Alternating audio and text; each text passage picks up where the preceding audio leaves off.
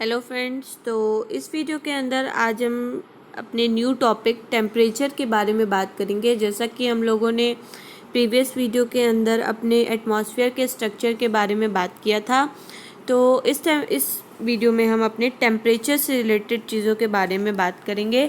तो टेम्परेचर क्या होता है बेसिकली, ठीक है, तापमान और जो हमारा वातावरण होता है उससे रिलेटेड चीज़ों के बारे में बात करते हैं। तो temperature is the degree of hotness and coldness of air. हमारी हवा में, एयर के अंदर कितनी गर्मी है, कितनी हॉटनेस है और कितनी ठंडी है, मीन्स कोल्डनेस है, ठीक है।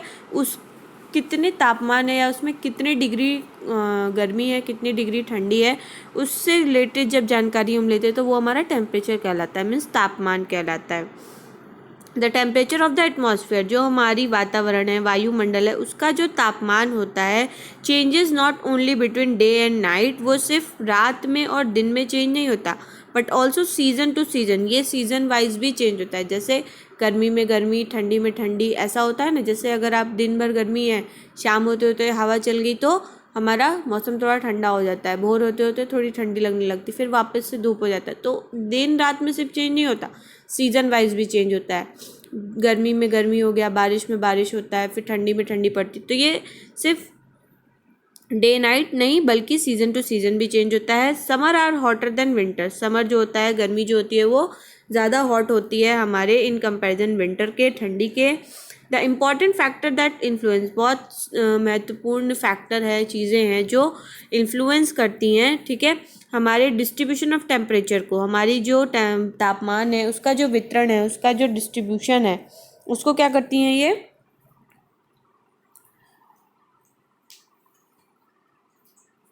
Distribution of temperature is insolation, जो मतलब इम्पॉर्टेंट, काफ़ी महत्वपूर्ण जो हमारा फैक्टर है, महत्वपूर्ण जो चीज़ें हैं, कारक हैं जो प्रभावित करती हैं, जो इन्फ्लुएंस करती हैं, ठीक है, हमारे डिस्ट्रीब्यूशन ऑफ टेम्परेचर, हमारी जो वातावरण, हमारे जो तापमान का जो वितरण है उनको, इस इंसोलेशन, उसको हम इंसोलेशन कहते हैं, मीन्स आतपन जिसको कहते हैं, ठीक है। तो insolation is the incoming solar energy intercepted by the earth. Insolation means आतपन जो होता है ये एक इनकमिंग सोलर एनर्जी होती है, मीन्स कि हमारी जो अर्थ से निकलने वाली सोलर एनर्जी होती है वो होती है हमारी इंसोल्यूशन। और ये क्या करती हैं, इंटरसेप्टेड बाय द अर्थ, ये पकड़ी जाती हैं, मीन्स कि पकड़ जाती हैं हमारे अर्थ के द्वारा। The amount of insolation decreases, जिस तरीके से हमारा ये जो आतपन होता है, इंसोलेशन होता है, उसका जो मात्रा होता है वो डिक्रीज करता है हमारे फ्रॉम द इक्वेटर, इक्वेटर से जो है इसका जो तापमान होता है, इसका जो अमाउंट होता है, मात्रा होती है, वो कम होने लगती है टूवर्ड द पोल। जब तक हम पोल तक पहुँचते हैं ये कम होने लगता है। जैसा कि आप इस डायग्राम में देखो तो जो ऑब्लिक्यू रे है, ठीक है, ये हमारा ऑब्लिक्यू रे है, जो ये जिस तरीके से आपको देखने को मिल रहा है, और ये वर्टिकल रे है, ठीक है। Smaller area receive a greater concentration of insolation पर मीटर। पर मीटर में क्या होता है कि छोटे छोटे जो एरियाज होते हैं वो बहुत ज़्यादा कंसंट्रेशन जो है वो इंसोलेशन का वहाँ पे रिसीव करते हैं, वहाँ पे बहुत ज़्यादा मात्रा में आता है। और जो हमारा ऑब्लिक्यू रेज होता है वो क्या होता है कि वहाँ पे लार्ज एरिया रिसीव करता है लेसर कंसंट्रेशन। जो हमारा बड़ा बड़ा एरिया होता है वो क्या करता है, कम कंसंट्रेशन ऑफ आइसोलेशन को रिसीव करता है पर मीटर के हिसाब से, ठीक है। तो वही इस डायग्राम के अंदर दिखा रहा है कि ऑब्लिक्यूज रेज ये है हमारी, और ये हमारा वर्टिकल रे है। जिस तरीके से हमारे इक्वेटर से और पोल तक जो है इसका जो अमाउंट होता है वो डिक्रीज होने लगता है, कम होने लगता है, जो हमारे पोल के टुवर्ड्स होता है। तो अब बात करते हैं हम एयर प्रेशर की। टेम्परेचर की बात हो गई तो अब बात करते हैं कि एयर के प्रेशर की, कितना हमारे वायु का जो हमारा एटमॉस्फेयर है उससे क्या, उसका जो दबाव है, उसका जो प्रेशर है, उसके बारे में। We know that the air above us presses us with a great force on our body. जैसा कि हम लोग जानते हैं कि जो हवा हमारे ऊपर है वो क्या करती हैं, प्रेस करती है, दबाव डालती हैं, एक बहुत ज़्यादा फोर्स से, मीन्स बहुत ज़्यादा बल से वो हमारे शरीर पे जो है एक तरह से प्रेस करती हैं, दबाव डालती हैं। However we don't even feel it, जबकि हम उसको फील नहीं कर पाते, उस दबाव को हम फील नहीं कर पाते। दिस इज़ बिकॉज, ऐसा क्यों होता है क्योंकि the air presses us from all direction, क्योंकि जो हवा होती है वो हमको हर डायरेक्शन से करती है, ठीक है। ऐसा नहीं है कि सिर्फ ऊपर की ओर से प्रेस कर रही है तो हमको उस चीज़ को फील होता, पर वो जब हमको चारों ओर से उस चीज़ का प्रेशर का हवा के प्रेशर का प्रभाव रहता है तो हमको फील नहीं होता है। नवर body exert a counter pressure, और जो हमारी बॉडी होती है वहाँ पे एक काउंटर प्रेशर बना लेती है, ठीक है, एक एक्सर्ट कर लेती है counter pressure. Means counter pressure क्या होता है, एक विपरीत दबाव जिसको कहते हैं, ठीक है। जैसे किसी चीज़ की दबाव आप पर पड़ रही है तो आप किसी चीज़ पे विपरीत दूसरी तरफ से दबाव डालने लगो तो वो हमारा काउंटर प्रेशर कहलाता है। इसलिए हमें बेसिकली अपने बॉडी पे एयर का जो प्रेशर होता है वो महसूस नहीं होता है। On the moon there is no air, हमारे मून पे क्या है, वहाँ पे किसी तरह का एयर नहीं है, and hence no air pressure, वहाँ पे किसी तरह का एयर प्रेशर भी नहीं है।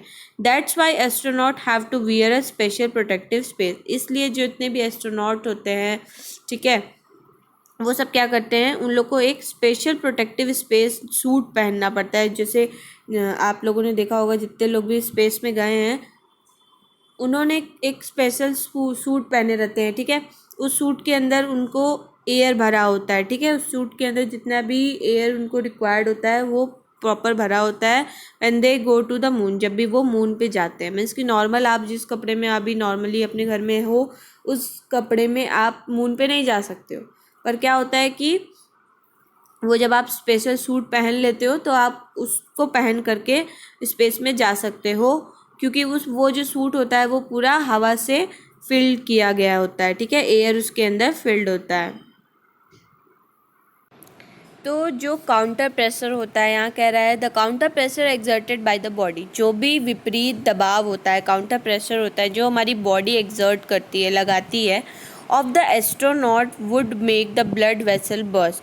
अगर ये चीज़ें ना हो तो क्या होगा कि जो एस्ट्रोनॉट्स होते हैं उनकी जो ब्लड वेसल्स होते हैं, मीन्स कि जितनी भी ब्लड की नसें होती हैं वो सब क्या हो जाएंगी, बर्स्ट हो जाएंगी, मीन्स फट जाएंगी, और वो लोग सर्वाइव नहीं कर पाएंगे। क्योंकि अगर एयर ना हो तो, अगर जो काउंटर प्रेशर आप एक्सर्ट ना करो तो, मीन्स कहने का मतलब कि अगर आप पे कोई चीज़ दबाव पड़ा रहा है, ठीक है, एयर का दबाव पड़ रहा है, और आप अगर उस पर काउंटर प्रेशर ना लगाओ तो आप कहीं ना कहीं चोट लग जाएगी आपको। आप ही देखो कि अगर आपको कोई वॉल है जो, या कोई भारी चीज़ है जो आपके ऊपर गिरी है, अब वो आप पे दबाव डाल रही है, ठीक है, अगर आप उस पर अपनी तरफ से एफर्ट नहीं लगाते हो, अपनी तरफ से कोई दबाव नहीं बनाते हो, काउंटर प्रेशर नहीं लगाते हो, तो वो क्या करेगी, आपको दबा देगी और आपको चोट लग जाएगा।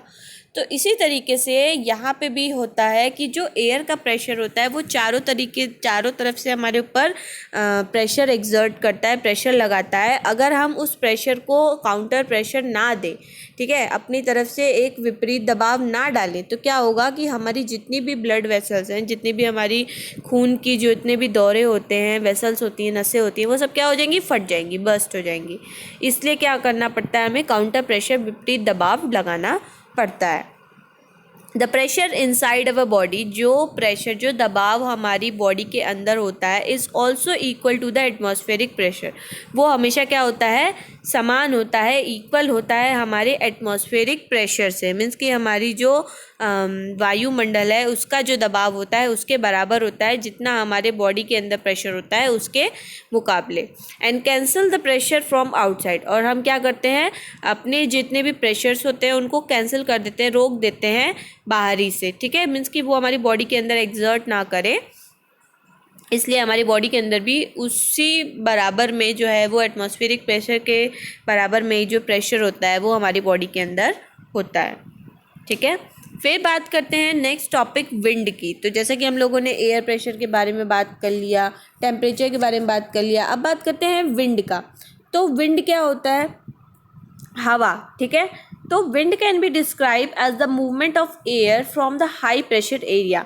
विंड को हम डिस्क्राइब कर सकते हैं, हम बता सकते हैं कि जो हमारी हवा का मूवमेंट होता है, जो हमारी जो हवा का डायरेक्शन होता है फ्रॉम हाई प्रेशर एरिया, उन एरिया से जहाँ पे बहुत ज़्यादा दबाव होता है, हाई प्रेशर होता है, वहाँ से। There are many types of wind, यहाँ पे कई प्रकार के जो हैं विंड्स हैं, हवा हैं, जैसे परमानेंट, सीजनल और लोकल विंड। जैसे कि मीन्स हमेशा से जो परमानेंट हो वो वाले विंड हो गई, और एक लोकल विंड, ठीक है। A wind is name after the direction from which it blow. Wind का नाम तब पड़ता है ये जब आप जान लोगे कि जिस डायरेक्शन से वो हवा चल रही है, ठीक है, वो ब्लो कर रही है, उस डायरेक्शन से रिलेटेड वो विंड का नाम रखा जाता है। जैसे एग्जांपल ले लीजिए, the wind blowing from the west is called westerly. Means कि अगर जो हवा, विंड जो है वो हमारे वेस्ट साइड से चल रही है, ठीक है, पश्चिमी हवा चल रही है, तो उसका नाम लिखा जाएगा वेस्टर्ली, ठीक है। It is an air movement, ये एक एयर का मूवमेंट है, हलचल है। Having a both direction and speed, वहाँ पे जब ये मूव करता है तो ये दोनों तरीके से भी हो सकता है, वेस्ट साइड से भी हो सकता है, ईस्ट साइड से भी हो सकता है, ठीक है। और ये स्पीड भी इसकी जो होती है वो अच्छी खासी होती है, और एयर के अंदर स्पीड भी होती है, और ये दोनों डायरेक्शन से भी मूव करता है। इट इज़ एन इंस्ट्रूमेंट, ये एक इंस्ट्रूमेंट है, ठीक है। इज़ यूज टू मेज़र, यहाँ पे एक इंस्ट्रूमेंट का यूज़ किया जाता है ताकि हम माप सकें, नाप सकें, मेज़र कर सकें विंड के डायरेक्शन को, कॉल्ड वेदर वैन, जिसको हम क्या कहते हैं, वेदर वैन के नाम से जानते हैं। जिस यंत्र से हम अपने हवा के डायरेक्शन को, कि किस तरफ से जो है हमारा हवा चल रहा है, उसको अगर हमें जानना है तो हम इस इंस्ट्रूमेंट का यूज़ करते हैं, जो हमारा विंड वेन के नाम से जाना जाता है। तो जैसा कि आप इस डायग्राम में देख रहे हो, तो आपको क्या दिखा रहा है कि इस डायरेक्शन में 60 डिग्री नॉर्थ साइड में हवा का जो तापमान है इस डायरेक्शन में है, नीचे की ओर है, और क्या है, हाई है। फिर आप 30 डिग्री नॉर्थ में देखो तो आपका जो हवा का एयर है वो क्या है, ऊपर की ओर है, ठीक है। प्रिवेलिंग वेस्टर्लीज मीन्स की प्रचालित की तरफ है, वो कितना है, लो है। फिर इक्वेटर की तरफ जब हवा का डायरेक्शन है वो कितना है, 30 नॉर्थ के नीचे, वो हाई है और नीचे की ओर है। और ये फिर 30 साउथ ऊपर की ओर है और दूसरी साइड है, वो लो है। फिर नीचे की ओर है, हाई है। तो इस तरीके से बेसिकली आपको बताया जा रहा है कि किस तरीके से इक्वेटर में डायरेक्शन आपको नापना है, कि किस डायरेक्शन से कौन सी हवा चल रही है। इस तरीके से आपको पता चल जाता है जब आप नॉर्थ, साउथ, ईस्ट, वेस्ट का डायरेक्शन देखते हो, उसके हिसाब से फिर उसका नाम रखा जाता है। तो यहाँ पे टाइप्स ऑफ विंड मीन्स कि कितने प्रकार की हमारी विंड्स होती हैं। तो there are 3 main types of wind, यहाँ पे 3 तरह की बेसिकली हमारी जो वातावरण है, जो हमारा विंड है, जो हमारा हवा है, वो 3 तरह का होता है वातावरण के अंदर। पहला होता है परमानेंट विंड, ठीक है, परमानेंट विंड। दूसरा होता है हमारा सीजनल विंड, जो हमारे सीजन के वाइज चलता है। और तीसरा होता है हमारा लोकल विंड। तो एक एक करके बात करते हैं कि परमानेंट विंड बेसिकली होता क्या है। ये विंड जो होता है that blow constantly through out the year, ऐसा विंड होता है ये जो पूरे साल भर कॉन्स्टेंटली लगातार बहता रहता है, चलता रहता है, ठीक है। ये हवा जो है हर पूरे साल भर कॉन्स्टेंटली एक समान तरीके से ये बहता रहता है, जैसे इसको इसीलिए हम परमानेंट विंड कहते हैं, ठीक है। They also blow constantly in a particular direction, और साथ साथ ये एक पर्टिकुलर डायरेक्शन में ही निरंतर जो है वो कॉन्स्टेंटली जो है वो पूरे थ्रू आउट ईयर जो है वो बहता रहता है। ट्रेड विंड, तो इसके अंदर आता है 3 तरह का, trade wind, westerlies and easterlies. तो पहला होता है हमारा trade wind. These are permanent wind, ये एक परमानेंट विंड है। Flowing from east to west, ये हमारे ईस्ट से वेस्ट की ओर बहता है। It flows to in the earth equator, ये फ्लो करता है हमारे अर्थ के इक्वेटर रीजन में, बिटवीन जो हमारा होता है 30 डिग्री नॉर्थ से लेकर 30 डिग्री लैटिट्यूड तक, इनके बीच में जो है ये फ्लो करता है अर्थ के इक्वेटर पे। जैसा कि आप इस डायग्राम में देखो तो इक्वेटर का जो ये लो प्रेशर है, ठीक है, ये हमारे जो है वो ईस्ट से वेस्ट की ओर डायरेक्शन में मूव करता है। और किस तरीके से आप देखो यहाँ पे प्रिवेलिंग वेस्टर्लीज, पोलर ईस्टर्लीज, और हमारा इधर वेस्टर्लीज, सब पोलर लो प्रेशर, सब ट्रॉपिकल हाई प्रेशर।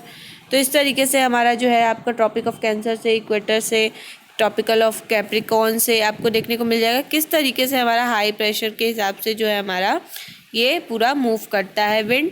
फिर आता है ईस्टर्लाइज, ठीक है, मीन्स पश्चिमी हवा। पहला होता है व्यापार हवाओं मीन्स ट्रेड विंड, दूसरा होता है वेस्टर्लीज मीन्स पश्चिमी हवा जिसको हम कहते हैं, और तीसरा होता है हमारा ईस्टर्लीज मीन्स पूर्वी हवा। तो यहाँ पे दूसरा बात कर रहा है ईस्टर्लीज की मीन्स पूर्वी हवा की।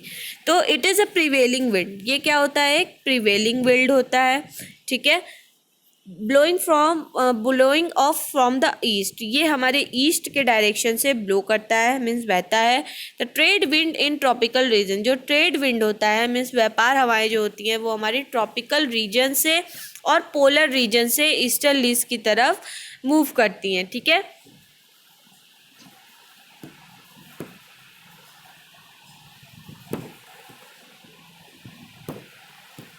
फिर आता है हमारा सीजनल विंड, जो हमारे सीज़न के हिसाब से जो विंड हवा जो हमारी चलती है उसके बारे में बात करें तो वो हमारा सीजनल विंड कहलाता है। The word that changes their direction, ये वर्ड जो है हमारे डायरेक्शन को ही चेंज कर देता है with on set of different season, और जो हर बार अलग अलग सीजन के हिसाब से अलग अलग सेट हुआ रहता है। जैसे monsoon is a type of seasonal wind, monsoon जो होता है मीन्स बारिश का जो मौसम होता है ये हमारे सीजनल विंड का एक टाइप होता है मानसून इन लो लैटिट्यूड क्लाइमेट, और ये हमारे लो लैटिट्यूड क्लाइमेट पे होता है। दैट सीजनली चेंज डायरेक्शन, और ये हमारी सीजनली मौसम के हिसाब से ही अपने डायरेक्शन को, अपने जो भी रास्ता होता है जो वो चेंज कर लेता है बिटवीन विंटर एंड समर, अपने ठंडी और गर्मी के मौसम में वो अपना जो डायरेक्शन होता है वो चेंज कर लेता है। Monsoon is prevalent in India, monsoon जो होता है वो हमारे इंडिया के अंदर प्रिवेलेंट होता है।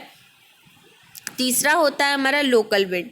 लोकल विंड क्या है, these blow only during a particular period, ये जो हवा होती है ये किसी particular period of the day और year in a small area, ये छोटे छोटे एरिया में किसी दिन के लिए या पूरे या किसी साल के लिए जो है पर्टिकुलर पीरियड के लिए ये केवल ब्लो करता है, ठीक है।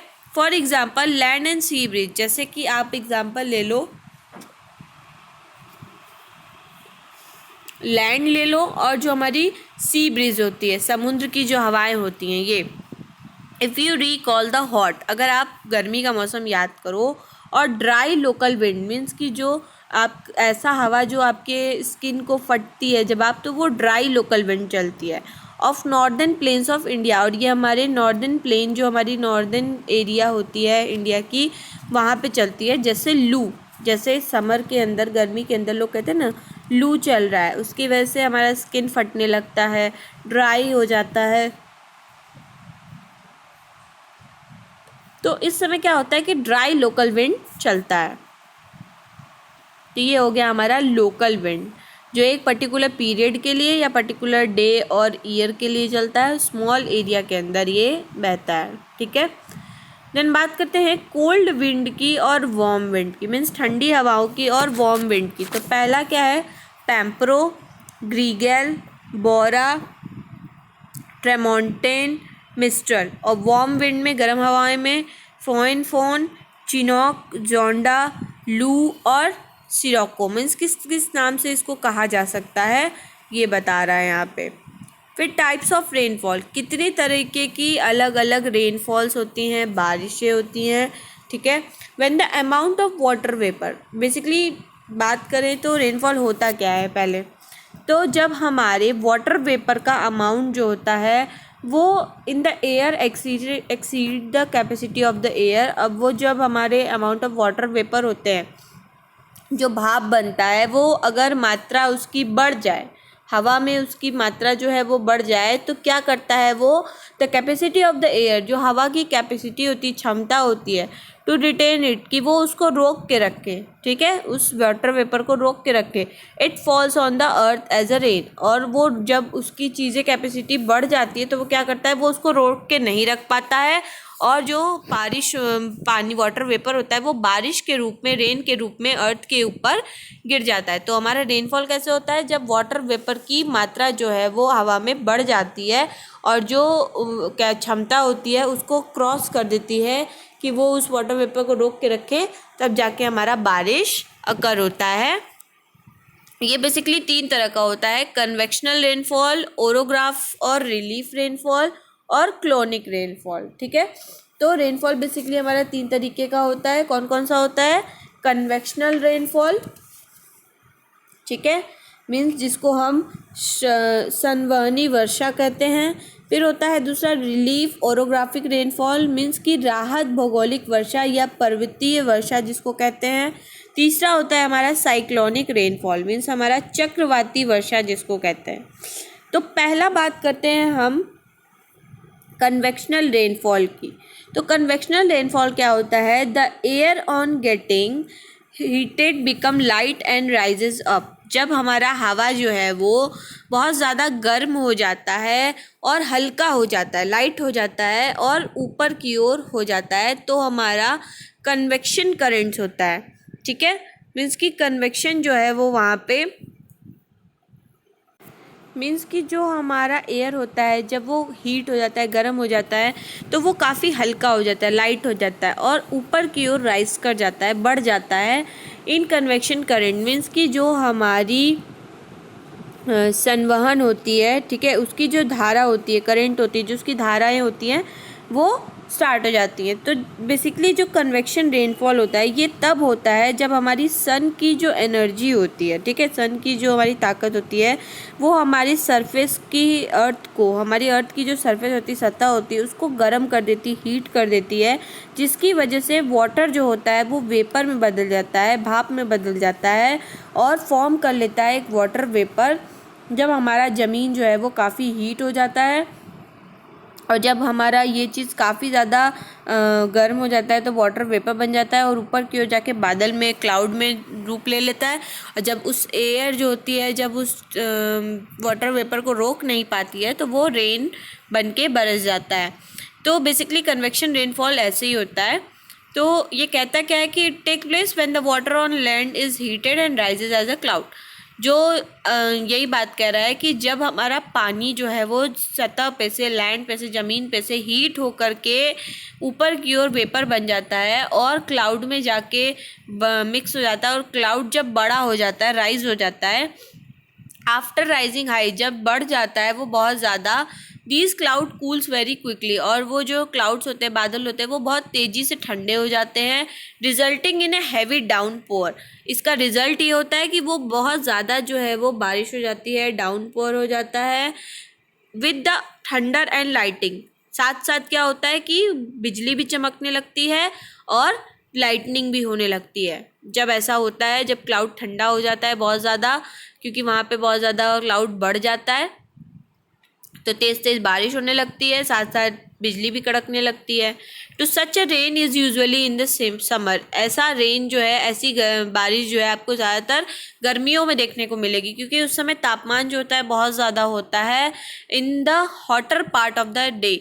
जब हमारा दिन का बहुत ऐसा समय जब बहुत ज़्यादा गर्मी पड़ती है तो अचानक से बारिश क्यों होती है? क्योंकि तापमान बहुत ज़्यादा बढ़ जाता है और उसकी वजह से जो क्लाउड होता है वो बहुत ज़्यादा हैवी हो जाता है, तो उसकी वजह से बारिश भी होने लगती है तेज़ तेज़ से और बिजली भी चमकने लगती है। These types of rainfall generally take place in the equatorial region. इस तरह का जो रेनफॉल होता है, बारिश होता है, वो जनरली जो है वो इक्वेटोरियल जो क्षेत्र होते हैं उन्हीं जगह पर होता है। फिर दूसरा रेनफॉल होता है हमारा ओरोग्राफिक और रिलीफ रेनफॉल, जिसको हम पर्वतीय वर्षा भी कहते हैं और राहत भौगोलिक वर्षा भी कहते हैं। तो ये रेन जो होता है, ये रेन जो है वो प्रोड्यूस होता है जब सारे माउंटेन जो होते हैं वो डिफ्लेक्ट कर देते हैं अपने मॉइस्चर को और विंड उनको ऊपर की ओर ले जाती है, ठीक है, अपने मॉइस्चर को वो निकाल देते हैं, जितने भी माउंटेन होते हैं नमी निकाल देती हैं, और जब वो हवा के साथ वो ऊपर की ओर जाते हैं तब जाके वो क्लाउड में मिक्स हो जाते हैं और बारिश होती है। जैसे क्या कहता है कि when moisture laden wind find hills, जब हमारा नमी मिलती है हवाओं में, जो हिल्स पे, जो हमारे माउंटेन्स होती हैं, चोटियाँ होती हैं, वहाँ पे अगर इस चीज़ को देखना पड़ता है, इन देयर पाथ, उस जगहों पर they are force to riser higher, तो ये फोर्स करती हैं कि वो ऊपर की ओर और ज़्यादा राइज करे, बढ़े। व्हेन दे राइज, जब भी वो राइज करता है, the moisture condense to form a cloud, तो वहाँ की जो नमी होती है, मॉइस्चर होती है, वो क्या करती है, कंडेंस हो जाती है और एक बादल का रूप ले लेती है। The cloud burst into heavy rainfall, और जो बादल होता है वो फटता है, ठीक है, एक वहाँ पे तेजी से मूसलाधार बारिश होने लगती है on the wind ward side, और जो हवा की डायरेक्शन होती है उस साइड में बारिश होने लगती है माउंटेन पे। The other side of the mountain, और जो हमारा दूसरा साइड होता है माउंटेन का, वहाँ पे बहुत हल्की बारिश होती है या तो फिर बारिश ही नहीं होती, क्योंकि हवा का जो डायरेक्शन होता है उसके अकॉर्डिंग बारिश होती है। ठीक है, तो ये हमारा कहलाता है पर्वतीय वर्षा या राहत भौगोलिक वर्षा, जिसको हम रिलीफ ऑर्गोग्राफिक रेनफॉल के नाम से जानते हैं। फिर आता है लास्ट हमारा रेनफॉल साइक्लोनिक और फ्रंटल रेनफॉल, मीन्स कि हमारा जो चक्रवात वर्षा जिसको हम कहते हैं, ठीक है, वो हमारा साइक्लोनिक और फ्रंटल रेनफॉल कहते हैं।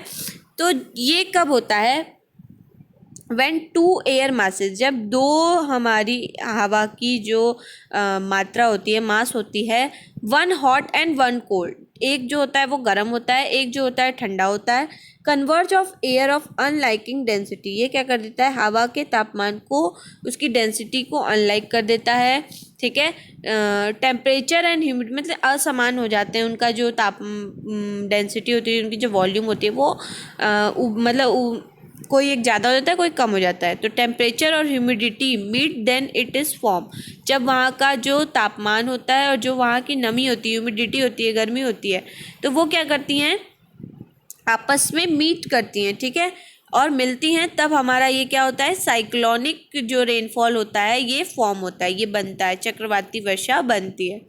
The layer that separates them is known as front, जो इस लेयर को सेपरेट करती है, अलग अलग करती है, उसको हम फ्रंट कहते हैं।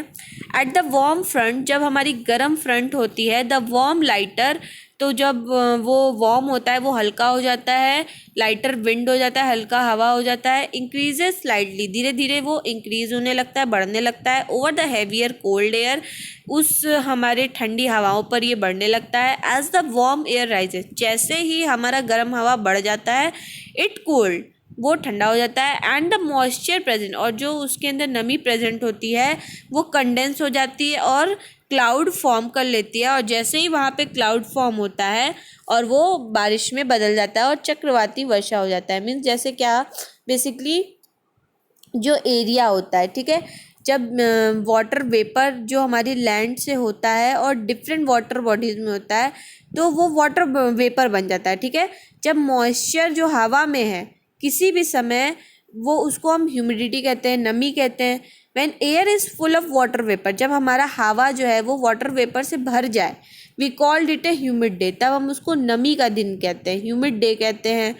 As the air gets warmer, जैसे जैसे हवा गर्म होती रहती है, वार्म होती रहती है, its capacity to hold the water vapour, तो उसके अंदर कैपेसिटी आ जाती है, ठीक है, कि वो वाटर वेपर को, वो जो हमारी भाप बने हुए वाटर हैं उनको रोक सके, होल्ड कर सके, वो बढ़ जाती है, उनकी कैपेसिटी बढ़ जाती है।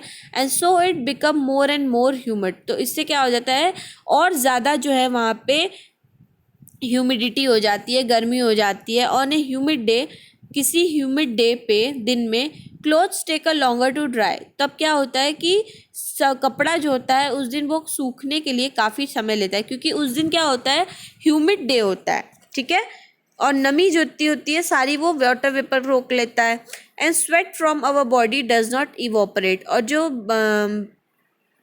स्वेट होता है, पसीना जो होता है हमारी बॉडी से, इवोपरेट नहीं होता, सूखता नहीं है आसानी से, making us very feel uncomfortable, और वो हमको क्या कर देता है? बहुत ज़्यादा अनकम्फर्टेबल, मीन्स कि हमको बहुत ज़्यादा दिक्कत होती है, हम अनकम्फर्टेबल फील करने लगते हैं। जब वाटर वेपर राइज हो जाता है, ठीक है, और वो ठंडा होने लगता है, तो जो वाटर वेपर होता है वो क्या करता है? गाढ़ा हो जाता है, कंडेंस हो जाता है, जिसकी वजह से हमारा वाटर का ड्रॉपलेट फॉर्म हो जाता है। जब हमारा वाटर वेपर बढ़ता है और वो धीरे धीरे जब ठंडा होता है, तो वाटर वेपर काफ़ी हार्ड हो जाता है, कंडेंस हो जाता है, और एक वाटर के ड्रॉपलेट्स बना लेता है, बूंद बना लेता है। और cloud are just masses of such water droplet, जो हमारा बादल होता है उसका जो मास होता है, उसकी जो क्षमता होती है, उसका जो पूरा एरिया होता है, वो क्या होता है? उस वाटर ड्रॉपलेट से ही बना होता है। जब भी ये ड्रॉपलेट्स ऑफ वाटर बहुत ज़्यादा हैवी हो जाता है, बहुत ज़्यादा मात्रा में हो जाता है, जो हमारे हवा में फ्लोट नहीं कर पाता, एयर की जो क्षमता होती है कि उसको रोक के रखे, वो जब उसको क्रॉस कर देता है, तो तब जाके वो क्या हो जाता है? तेज़ी से बारिश होने लगती है और वो जो ड्रॉपलेट्स होते हैं वो तेज़ी से नीचे गिरने लगते हैं। तो इसकी वजह से क्या होता है कि हमारा बारिश हो जाता है। जब भी हमारे एरोप्लेन्स स्काई में आपने देखा होगा कि वो फ्लाई करते हैं, वो एक पीछे वाइट ट्रेल छोड़ देते हैं, मीन्स कि सफ़ेद पगडंडी छोड़ देते हैं अपने पीछे। तो जो मॉइस्चर होता है उनकी इंजन का, ठीक है, जो उस प्लेन से निकलने वाली जो इंजन का जो मॉइस्चर होता है, नमी होता है, वो क्या करता है, कंडेंस हो जाता है, जा कर के मिल जाता है, गाढ़ा हो जाता है क्लाउड के अंदर। तो जो हम लोगों ने वो पगडंडी देखी, ठीक है, जो हमारे मॉइस्चर जो है वो कंडेंस हो गया, उसका जाके मिलके एक टाइम के क्या होता है कि वो जो जब हवा नहीं होती है, किसी तरह का हवा का मूवमेंट नहीं होता, तब वो चीज़ डिस्टर्ब हो जाती है और फिर बारिश जो है वो अर्थ पे आने लगता है लिक्विड फॉर्म में, जिसको कि हम रेन के नाम से जानते हैं। ज़्यादातर ग्राउंड वाटर जो होता है वो हमारे रेन वाटर से ही हमें मिलता है। और जो प्लांट होती है वो क्या करती है, प्रिजर्व करती है वाटर को, मीन्स उसको रोकती है, रक्षित करती है, उसका रक्षा करती है। जब भी ट्रीज़ जो है हमारे हिल साइड पे, जो हमारे माउंटेन एरिया में, चोटी वगैरह साइड पे, ऊंचाई वाले जगहों पे जब हमारा जो भी हमारा ट्रीज़ होता है वो कटता है, तो रेन वाटर जो होता है वो नीचे की ओर फ्लो कर जाता है, बह जाता है। और जितने भी हमारे बेयर माउंटेन्स होते हैं, ठीक है, जितने भी जिनके ऊपर कोई एक तरह का जैसे सपोर्ट नहीं होता है, और वो सब जो है वो उस लो एरिया में, जो हमारी नीचे की एरिया होती हैं, उन एरिया में जो माउंटेन्स होते हैं, उनकी वजह से क्या होता है, जितने भी पानी होता है, रेन वाटर होता है, सारा उस लो एरिया के अंदर एक फ्लड के रूप में, मीन्स एक बाढ़ के रूप में बह जाता है।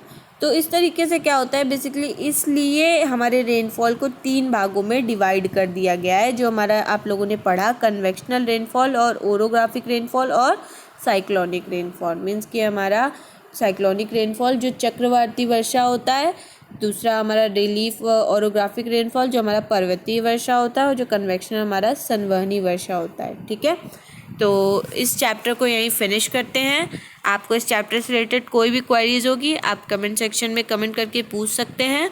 And thank you so much.